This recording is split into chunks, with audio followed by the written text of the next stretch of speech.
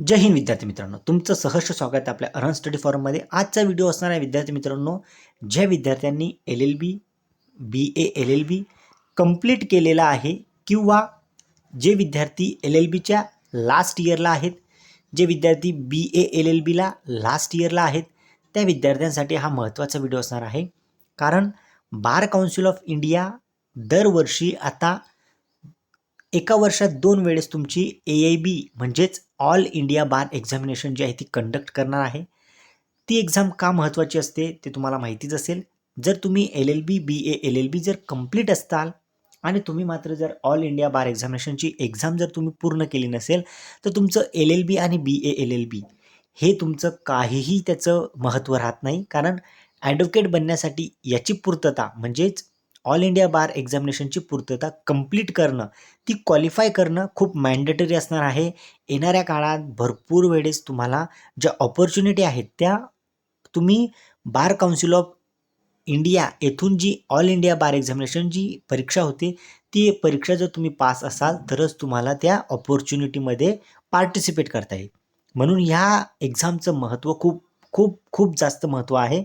म्हणून तुम्ही याला ओपन बुक आहे म्हणून तुम्ही याला खूप इझिली स्वरूपात घेतात. परंतु याचा जो रेशो आहे, पास होण्याचा रेशो आणि विद्यार्थी जे ॲपियर होतात त्यांचा रेशो, म्हणजे तुम्हाला एका अर्थी एक रिझल्ट समजेल की बहुतांश विद्यार्थी जे आहेत ते नापास किंवा फेल होताना दिसतात. म्हणून आपण जर आपल्याला जर पास व्हायचं असेल तर ह्या एक्झामचं महत्त्व आणि या एक्झामचं पॅटर्न आणि या एक्झामला कंडक्ट करण्यासाठी किंवा एक्झामला आपण जेव्हा सामोरं जातो तेव्हा काय महत्त्वाचं असतं ते समजून घ्यायचं आहे. तर आता याची फॉर्म जी आहे ती लिंक सुरू झालेली आहे, त्याबद्दल मी तुम्हाला सांगतो. आणि ती जे फॉर्म आहे इथे तुम्ही पाहू शकतात की bar council of India, create bye bar council of India. त्यानंतर त्याचा शेड्यूल दिलेला आहे, ऑल इंडिया बार एक्झामिनेशन 21. जे विद्यार्थी 20 फेल असतील त्या विद्यार्थ्यांनी या एक्झामला सिरियस घ्यायचं आहे. आता the all India bar examination act as a qualifying exam which every practising advocate who has enrol after 2010. जे विद्यार्थी 2010 नंतर ज्यांनी इनरोल केलेला आहे त्यांनी ही जी आहे एक्झाम, ती एक्झाम पास होणं अगदी महत्त्वाचं असणार आहे.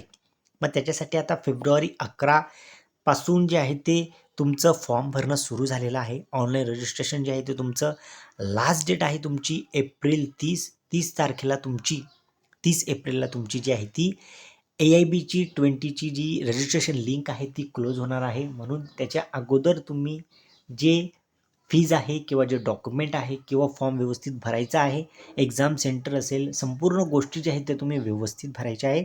खूप वेळ आहे तुम्हाला. आत्ता ते एक्झाम जे आहे त्याचं रजिस्ट्रेशन सुरू झालेलं आहे. व्यवस्थित फॉर्म भरायचा आहे. त्यानंतर तुमचं जे पेमेंट असेल ते पेमेंट करा. नंतर ॲडमिट कार्ड जे आहे ते तुमचं रिलीज होणार आहे मे 22, 2026. म्हणजेच 22 मेला तुमचं जे आहे ते हॉल तिकीट येणार आहे. आणि तुमची एक्झामसुद्धा शेड्यूल आहे ती आहे तुमची 7 जून 2026. म्हणजे तुमचं एक्झाम शेड्यूल संपूर्ण जे आहे ते बार काउन्सिल ऑफ इंडियाने ह्यावेळेस देऊन दिलं आहे. म्हणजे तुम्हाला कुठल्याही प्रकारची अडचण येणार नाही. आणि आता फेबसुद्धा आता काही दिवसांनी संपणार आहे. मार्च सुरू होईल, नंतर एप्रिल, मे आणि जून, म्हणजे ऑलमोस्ट तुमच्याकडे 3 महिने आहेत, 3 मंथ आहेत तुमच्याकडे. व्यवस्थित आपलं प्रिपरेशन करा. व्यवस्थित एक्झाम पॅटर्न जे आहे ते व्यवस्थित आपल्या यूट्यूब चॅनलवर मी जे क्वेश्चन पेपर दिलेले आहेत आपल्या टेलिग्राम चॅनलवर ते डाउनलोड करा, त्यांना सॉल्व करा.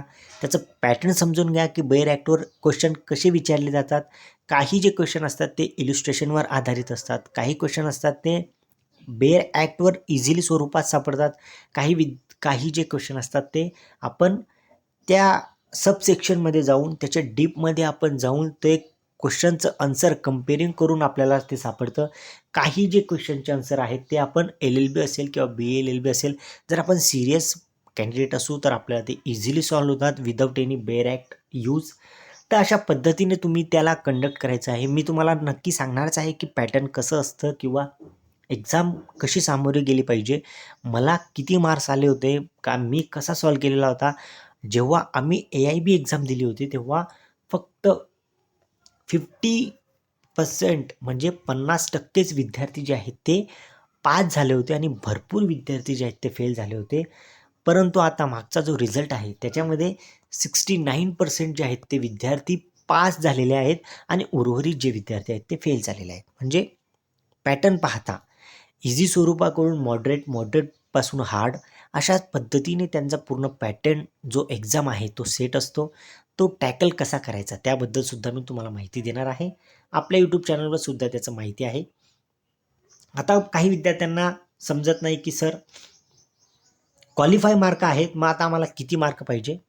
तर जे विद्यार्थी जनरल आणि OBCमध्ये असतील त्या विद्यार्थ्यांनी ॲटलिस्ट त्यांना 45% मार्क आणणं गरजेचं असतं. तर मी म्हणतो की तुम्ही 45-40 ह्यावर तुम्ही रिलाय राहू नका. कारण AIBचा पॅटर्न जो आहे तो असा आहे की दरवर्षी 100मधून 5 किंवा 5पेक्षा जास्त क्वेश्चन जे आहेत ते डिलीट होतात आणि जी तुमची मेरिट लिस्ट आहे ती उर्वरित जे क्वेश्चन असतात, जे व्हॅलिड क्वेश्चन असतात त्यांच्यावर लागते. म्हणून तुम्ही असं कन्सिडर नका करू. भरपूर विद्यार्थी असे सुद्धा फेल झालेले आहेत की ज्यांचे क्वेश्चनचे जे जे ज्यांनी आन्सर दिलेले आहेत ते राईट होते, परंतु ते डिलीट झाले. त्याच्यामुळे त्यांचं जे आन्सरचे जे आहे ते मार्जिन कमी झालं आणि ते विद्यार्थी फेल झाले.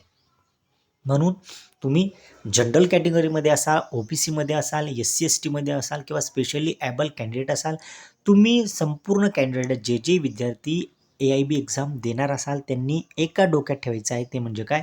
तर मला 50% म्हणजे 50% मला मार्क यायलाच पाहिजे. 50+ मार्क मला यायलाच पाहिजे. जेणेकरून मेरिट कितीही लागो, कितीही डिक्लाइन हो, कितीही कसंही काही हो, किती क्वेश्चन डिलीट हो, किती क्वेश्चन कॅन्सल होत, माझं सिक्युअर मार्क किंवा माझा क्वालिफाय जे आहे ते ह्यावर्षी झालं पाहिजे. कारण फीज खूप जास्त असते, आपल्याला ती पुरवत नाही आणि आपण ॲडव्होकेट बनण्यासाठी इतकी फीज देतो. ओपन बुक असते आणि आपण ही एक्झाम जर फेल झालो तर आपल्याला खूप टेन्शन येतं. कारण नंतर मग परत आपल्या डोक्यावर एक भार असतो पुढच्या वर्षी परत द्यायची. म्हणून विद्यार्थी मित्रांनो, आता येणारे जे व्हिडिओ असणार आहेत ते आपल्या AIBच्या अनुषंगाने एक व्हिडिओ मी तुम्हाला देणार आहे. बेअर ॲक्ट यूज कसा करायचा, बेअर ॲक्ट कसे घेऊन जायचे, बेअर ॲक्ट म्हणजे कोणते बेअर ॲक्टमधून कसे क्वेश्चन टॅकल करायचे, तिथं एक्झाममध्ये बसताना काय काळजी घ्यायची, या संपूर्ण गोष्टीचे मी तुम्हाला अपडेट्स किंवा एक व्हिडिओमार्फत मी तुम्हाला ती माहिती पुरवणार आहे. मी एक्झाम कशी दिली होती, मी कसं प्रिपरेशन केलं होतं, सेल्फ प्रिपरेशन करून मी कसे मार्क आणले होते, मला किती मार्क आले होते, ते सुद्धा मी तुम्हाला येणाऱ्या व्हिडिओमार्फत सांगणार आहे. चला विद्यार्थ्यांनो, आता मी तुमची रजा घेतो. आता फक्त तुम्ही एकच गोष्ट करायची आहे, फॉर्म व्यवस्थित भरायचा आहे. फॉर्म कसा भरायचा? जर तुम्ही स्वतः फॉर्म भरत असाल तर व्यवस्थित एकदा काळजी करून एक वर्ड वाचून कोणतं डॉक्युमेंट कुठे अपलोड करायचं ते पाहून व्यवस्थित KBमध्ये किती, फोटो कसा, त्यानंतर बॅकग्राऊंड फोटोचं कसं, संपूर्ण गोष्टी तुम्ही व्यवस्थित बघा. त्यानंतरच फॉर्म भरायला घ्या. फॉर्ममध्ये कुठल्याही प्रकारची चुकी करू नका, कारण पेमेंट खूप जास्त आहे. व्यवस्थित फॉर्म भरला गेल्यानंतर तुम्ही तुमच्या प्रिपरेशनला स्टार्ट करायची आहे. चला विद्यार्थ्यांनो, मी आता तुमची रजा घेतो.